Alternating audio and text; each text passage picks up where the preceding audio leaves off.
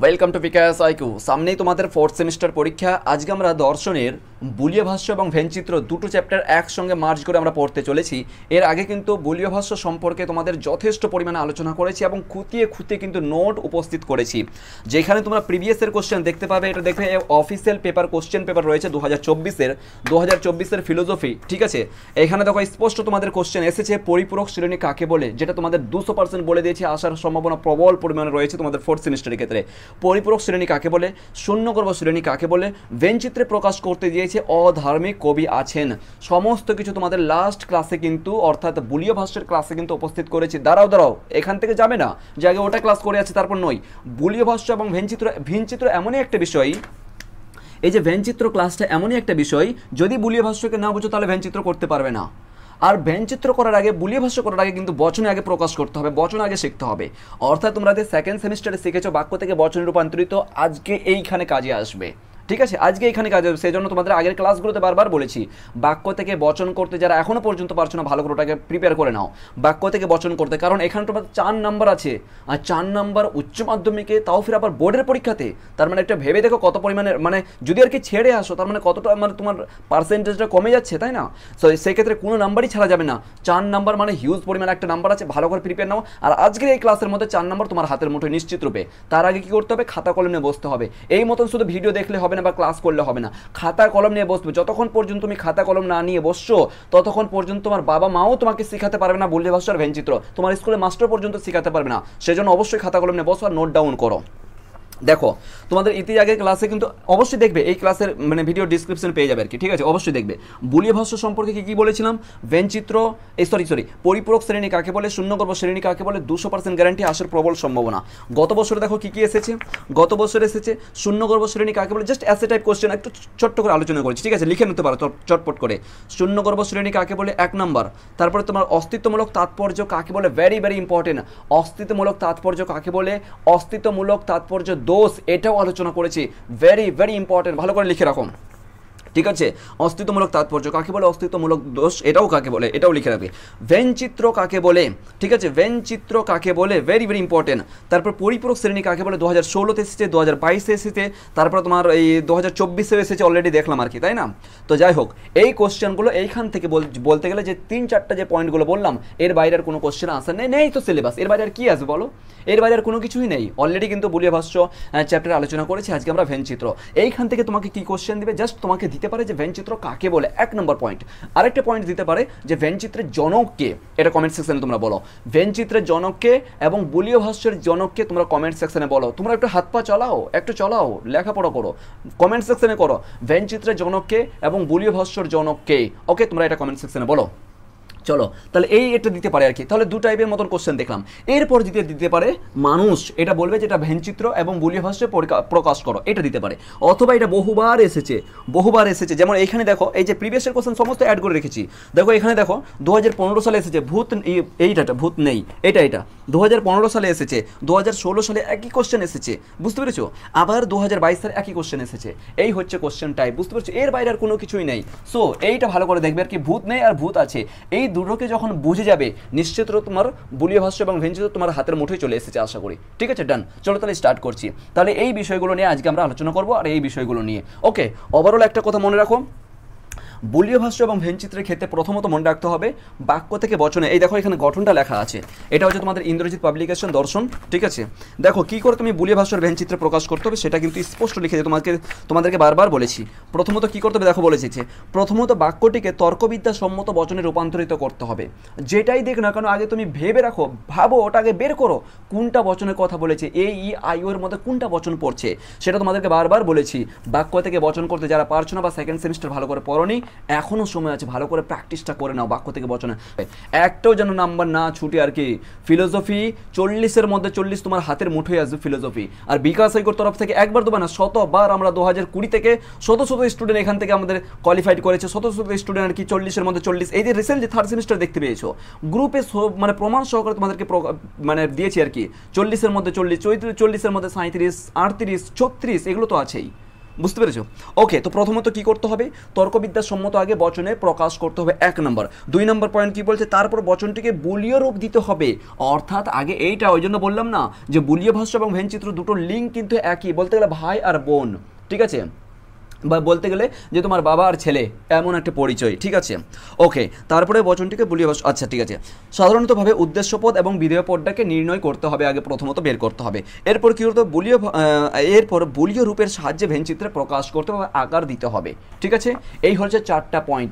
এই 4টা পয়েন্ট, হ্যাঁ এটা একটা হতে পারে কোশ্চেন যে আমরা ভেনচিত্রকে কিভাবে প্রকাশ করতে পারি, ঠিক আছে। জাস্ট আমার মনে হয় না যে আসবে, তাও কিন্তু একটা তোমরা জাস্ট একটা বেসিক আন্ডারস্ট্যান্ডিং অবশ্যই তো আমাদের জানা আছে, তাই না, যে ভেনচিত্রকে কীভাবে প্রকাশ করবে। প্রথমত কী বলবে, তাহলে পয়েন্টটা বলবে যে তর্কবিদ্যার সম্মত আগে বচন রূপান্তরিত করতে হবে, তারপর বচনটিকে বলিয়ে রূপ দিতে হবে, তারপরে উদ্দেশ্য এবং বিধেয় পদটাকে বের করতে হবে, তারপরে আমাদেরকে ভেনচিত্রে প্রকাশ করতে হবে।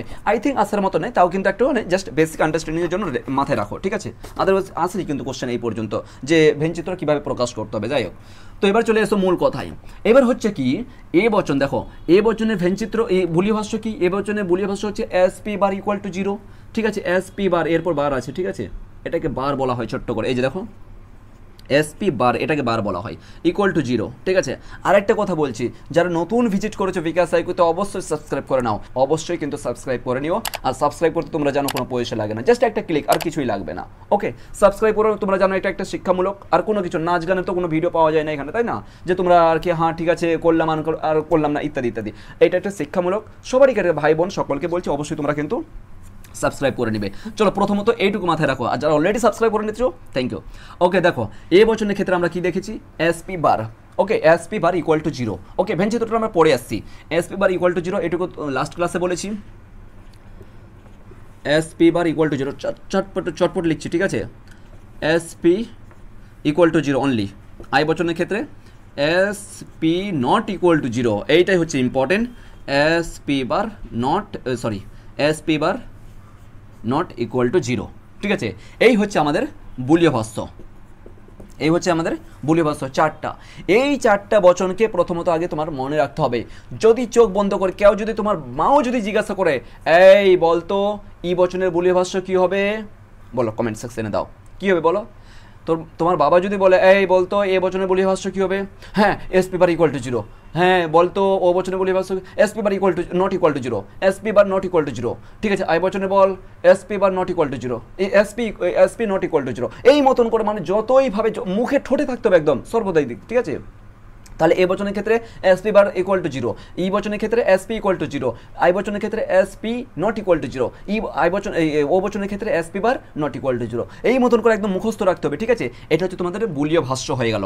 এইবার দেখো এবার বিষয়টা আমরা কি দেখব, পড়ে আসছি, এগুলো অবশ্যই দেখবো আমরা, ঠিক আছে। ভূত আছে, ভূত নেই, এগুলো তোমাদের বহুবার এসেছে, দেখবে, এই যে দেখো, এই যে ভূত নেই 2016 সালে এসেছে।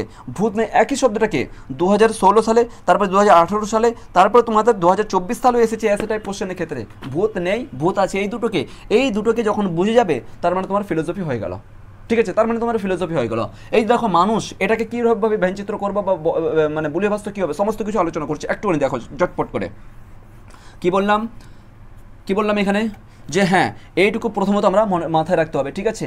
ওকে ডান, তাহলে আশা করি হয়ে গেছে। SP bar equal to 0, SP bar equal to 0 লিখে নাও চটপট করে, SP বার ইকুয়াল টু 0, ই বচনের ক্ষেত্রে SP ইকুয়াল টু 0, ঠিক আছে। আই বচনের ক্ষেত্রে SP নট ইকুয়াল টু 0, ওকে, ও বচনের ক্ষেত্রে SP bar not equal to 0। এলো ছোটো বাচ্চাদের খেল, চলো সামনের দিকে। এবার এটা পড়ে আসছে, ভেনচিত্রটা পড়ে আসছে, ঠিক আছে। এইখানে দেখো আগে, এইখানে কি বলছে, শুধুমাত্র বলেছে মানুষ, কি বলেছে মানুষ কি একটা বলো তো, একটা শ্রেণী বা একটা পদ, তাই না, একটা শ্রেণী বা একটা পদ। তো আমরা যখন শ্রেণীকে প্রকাশ করব, জর্জ বুল, ঠিক আছে, বলো তো কীরূপভাবে এটাকে প্রকাশ করেছেন। তোমরা দেখবে স্পষ্টভাবে তোমাদের কাছে যে বইটা আছে, এখানে প্রথমত যে বইটা আছে ওইটা থেকেই তোমরা কপি করলাম, ঠিক আছে, ওইটাতেই লিখছি আর কি। অন্য একটা উদাহরণ দিতে পারি, ঠিক আছে, যেমন তো দেখো প্রত্যেকটি পদের একটি শ্রেণী আছে, ঠিক আছে, নিরপেক্ষ বচনের প্রত্যেকটির একটি কিন্তু শ্রেণী আছে। যদি মানুষ থেকে কোনো কিছু বোঝাচ্ছে, কিছুই নেই, শুধুমাত্র একটা পদ বা একটা শ্রেণীকে বোঝাচ্ছে, তার মানে আমরা S ইকুয়াল টু 0, যেটা কিছু বোঝা যাচ্ছে না সেক্ষেত্রে আমরা S ইকুয়াল টু 0 বসাবো, ঠিক আছে। এইটা হয়ে গেলো আমাদের বলতে গেলে বুলীয় ভাষ্য। এটাকে আমরা কি বলবো, বুলীয় ভাষ্য বলবো। এটা যদি আমরা ভেনচিত্রে প্রকাশ করি তাহলে আমরা একটা সার্কেল নিব, সার্কেলের মধ্যে কী দিব আমরা, এস পদ দিব। এটা একটা শ্রেণী, মানে মানুষ, মানুষ বলছে আর কি। মানুষ ছাড়া তো অন্য প্রাণী আছে, তাই তো, অন্য কোনো কিছু আছে, তাই না? যেমন আছে ধরে রাখো টেবিল আছে, চেয়ার আছে, হাঁস মুরগি, বিভিন্ন ধরনের কিছু, গরু ছাগল, সমস্ত কিছু আছে, তাই না? সেক্ষেত্রে আমরা কি করব, মানুষ ছাড়াও যারা আছে আর কি, ওদেরকে আমরা বাইরে রাখবো এই মতন করে। তাহলে এখানেও একটা বাইরে একটা অপশন হচ্ছে, সেখানে আমরা বার বসিয়ে দেবো, যেটা নেই। মানুষের মানে বাইরে, ঠিক আছে? এটা হচ্ছে মানুষ, এর মধ্যে সমস্ত কিছু কি আছে, মানুষ আছে, আর এটা মানুষের বাইরে আছে, ঠিক আছে, মানে অমানুষ আছে। আর যার পর অ শব্দটা লাগবে, বলেছিলাম কি, যার পর অ শব্দটা লাগবে, তার উপর কিন্তু বার বসাতে হবে এই মতন করে, তাই না? এই মতন করে বার বসাতে হবে। তাহলে কি দেখলাম আমরা, অমানুষ, অর্থাৎ এইটুকু হচ্ছে মানুষ, আর এইটা হচ্ছে কি, অমানুষ, এটা মানুষের বাইরে, ঠিক আছে? বাস এইটুকু বোঝা গেছে, ওকে, ডান। এরপরে দেখো, বাস এইটুকুতে, যেহেতু এখানে দেখো কিছুই নেই, তো একটাই শ্রেণী আছে, সেক্ষেত্রে আমরা একটাই মানে সার্কেল নিলাম বা একটাই পদ নিলাম, ওকে। এরপর দেখো আর কি আছে, ভূত আছে। প্রথমত দেখো কি আছে, ভূত আছে, এইটুকু ভালো করে প্রথমত আগে করো, মানে বচনে রূপান্তরিত করো। ভূত আছে, বলো তো, তোমাদেরকে শিখিয়েছিলাম যদি কোনো বাক্যের সঙ্গে আছে শব্দটা থাকে তাহলে কত নম্বর নিয়ম হবে? আই থিঙ্ক 9 নম্বর নিয়ম, তাই তো? বিকাশ সাইকোর যে 1 থেকে 10 নম্বর নিয়ম যে বাক্য থেকে বচন করার, সেখানে দেখবে 9 নম্বর নিয়মে লেখা আছে বচনটা, আছে শব্দটা দিয়ে। যদি কোনো বাক্যের সঙ্গে আছে শব্দ থাকে, বাক্যটি যদি হ্যাঁ বাচকে থাকে, তাহলে আয় বচন করবে,